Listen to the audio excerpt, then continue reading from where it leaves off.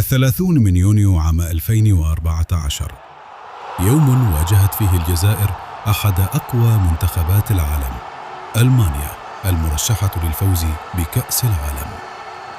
دخل محاربو الصحراء المباراة بلا خوف، وأمامهم نجوم كبار مثل أوزيل ومولر وشفاينشتايغر.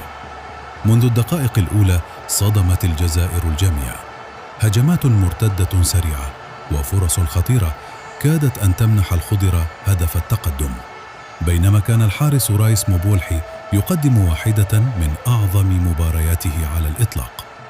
الألمان لم يجدوا أي حلول طوال 90 دقيقة كاملة، والنتيجة بقيت 0-0 وسط دهشة جماهير العالم. الجزائر كانت على بعد خطوات من كتابة واحدة من أكبر مفاجآت كأس العالم، لكن مع بداية الوقت الإضافي جاءت اللحظة الصعبة.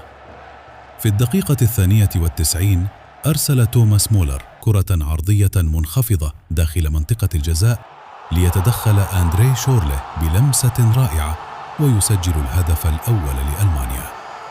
ورغم التأخر لم تستسلم الجزائر، استمر القتال حتى الدقائق الأخيرة، لكن في الدقيقة 120 سجل مسعود أوزيل الهدف الثاني بعد هجمة ألمانية سريعة، ليعتقد الجميع أن المباراة انتهت.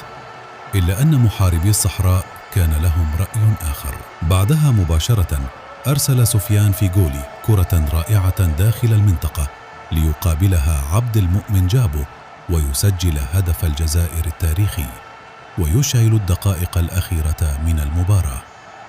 تنتهي المباراة بفوز ألمانيا 2-1 بعد وقت إضافي، لكن الجزائر خرجت مرفوعة الرأس.